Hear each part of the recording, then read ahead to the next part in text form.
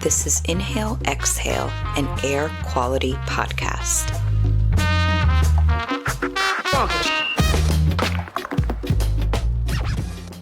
Hey everyone, and welcome back. This is Inhale, Exhale, an air quality podcast hosted by me, Miss Carmen. I'm a science educator here in Brooklyn, New York, where the temperature at the time of recording is 56 degrees and our current AQI is 31.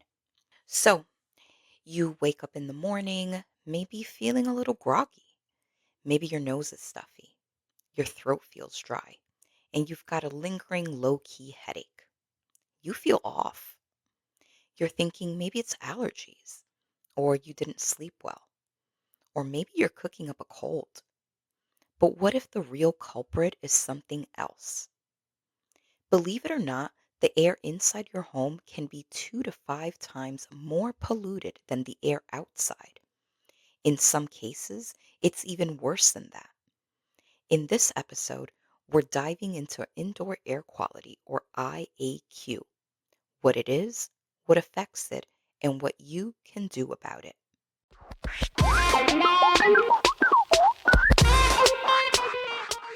When we talk about air quality, most people automatically think about outside air and outdoor pollution. So, smog, traffic, wildfire smoke are the usual things that come to mind. But indoor air quality, or IAQ, refers to the air inside homes, schools, offices, the bus, subway, any enclosed space that people spend time in. Most of us easily spend 90% of our times indoors. Think about that. You go from inside your home to inside whatever mode of transport gets you to school or work, which then means you're indoors someplace else for several hours before turning back around to be back inside home. That's the majority of our day spent indoors. So the quality of that air really matters. If that indoor air isn't doing too well, it can lead to health problems. Spending time indoors where the air quality isn't doing so great can cause wheezing, coughing, shortness of breath, headaches, and/or fatigue. It can worsen allergies or asthma symptoms, and there can be long-term health effects like heart disease or cognitive decline. So, what exactly is in the air we breathe indoors that can cause all this? Some sources of indoor air pollution are obvious, while others might surprise you. Let's start with the obvious. Cigarette smoke we already know is a major source of toxins. But did you know that this is true even in homes where no one currently smokes?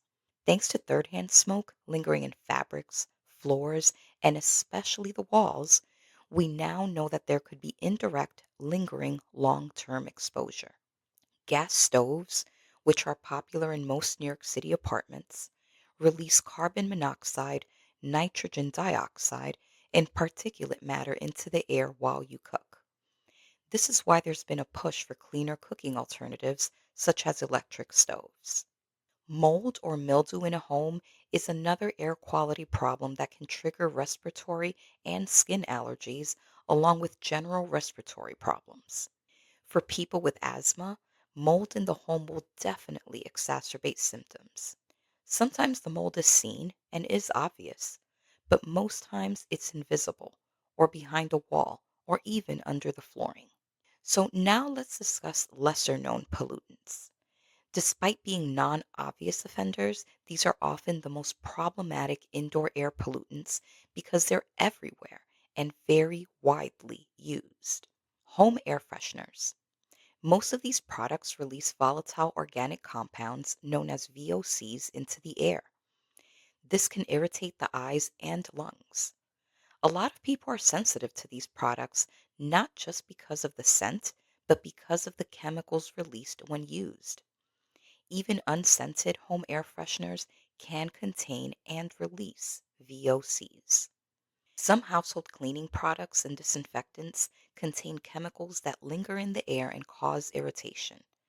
An obvious ingredient example is bleach, while a non obvious one is peppermint oil.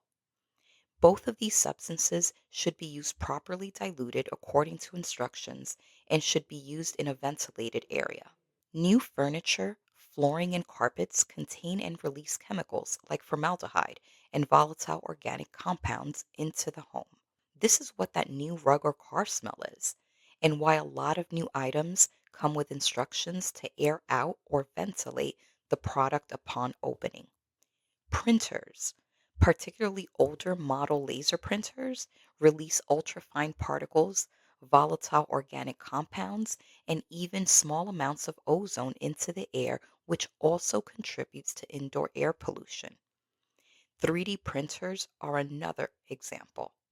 Also on the list, nail polish remover, scented candles, scented plugins, perfumes and colognes, incense, oil diffusers, old school hairspray, new school hairspray, wall paint, paint thinners, pet dander, pesticides, body sprays, and much more.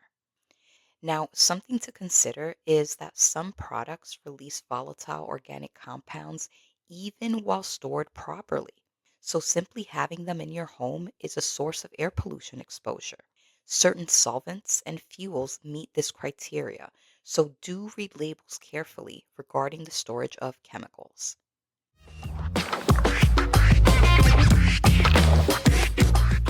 While that was a lot, there's one more thing.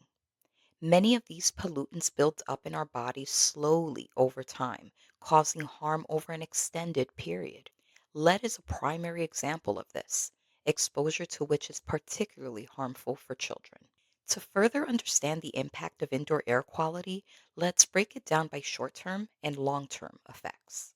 Short term, the effects of poor indoor air quality are felt pretty quickly, often immediately or within the first few minutes of exposure. Symptoms include itchy eyes, throat irritation, and dizziness. Depending on what's in the air, symptoms can include trouble breathing, especially for people with asthma, along with a headache and fatigue. I had my floors done once way back, and I was told it needed 24 hours to cure or set. I forget which one it was. But anyway, I left the windows open and I went back well after the 24 hours. And woo, child, listen, the chemical smell was still thick in the air. I happen to be a bit sensitive to smell, so to me, it felt like I could literally taste the ceiling chemicals that were used on my floor. And even though I didn't stay very long, I had the worst headache for the rest of the day, and Tylenol wasn't even touching it. Next up is the very dangerous carbon monoxide. Exposure to carbon monoxide can have short term effects that include fatigue, sleepiness, headache, losing consciousness, and possibly death. An odorless chemical, you won't know there's a carbon monoxide leak in your apartment or home without a detector or sensor. And now that I said that, you should check to make sure that A, you have a carbon monoxide detector, and that B, it has a new battery. For a lot of people, the smoke detector and the carbon monoxide detector are two in one. So now's a good time to just go double check up on that. Now, studies have shown that prolonged exposure to indoor pollutants is linked to chronic respiratory diseases, heart disease, and cognitive decline.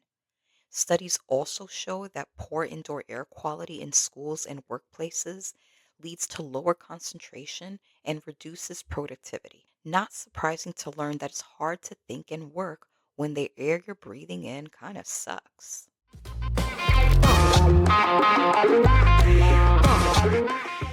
So, I just gave you a whole bunch of information. So, now what? Well, now I hook you up with evidence based solutions that you can implement yourself. Number one, as much as possible, ventilate, ventilate, ventilate. Open windows when you can, but do be mindful of the outdoor air quality. You see, it's a bit of a fine dance here. If the AQI isn't good outside, you don't want to open your windows and bring that polluted air inside your home. Now, if the AQI is doing fine, which for me would be under 50, then opening the windows is an efficient, free, and proven way to address indoor air quality concerns. Next up, if you have exhaust fans in the kitchen and or the bathroom, use them. In the kitchen, this pulls cooking fumes out, and in the bathroom, it keeps humidity low, which helps prevent mold. Exhaust fans help move air from inside the home by actively pulling it out. Now, these can be purchased for use as a compact window unit, or you can see if the fan you already have can get the job done while being flipped around. The goal here is to suck the air inside your home out. Now, if you have a home filtration system or use an air purifier, I recommend changing your air filters according to the manufacturer's instructions. Don't sleep on this. If you have to change it in 3 or 6 months, do so as directed. This makes a big difference in how efficient the unit works in your home. Let's talk humidity. I live in an older home with dry heat, so I fight brave battles both for and against humidity depending on the time of year.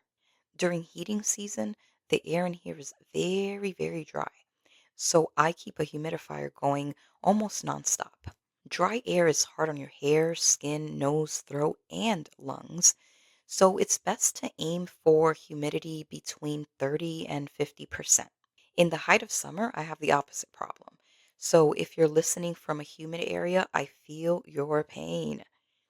If the humidity in your home is above 60%, then I suggest using a dehumidifier to prevent mold and to keep the humidity closer to that 30 to 50% ideal. So, how much moisture is or is not in your air matters too. So, how do you find out how humid your air is? Well, a hygrometer is an expensive device that can tell you just that. It's super easy to use and read, nothing fancy about it, and you can even move it from room to room to get different readings. I recommend having one as part of a healthy home toolkit. So, last one is plants. Plants are great. I love them. I have lots in my home.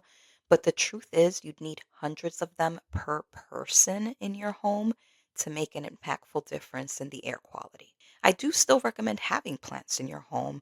I just want us to be realistic about the expectations. Plants are and always will be the dopeness because at the end of the day, they do make air.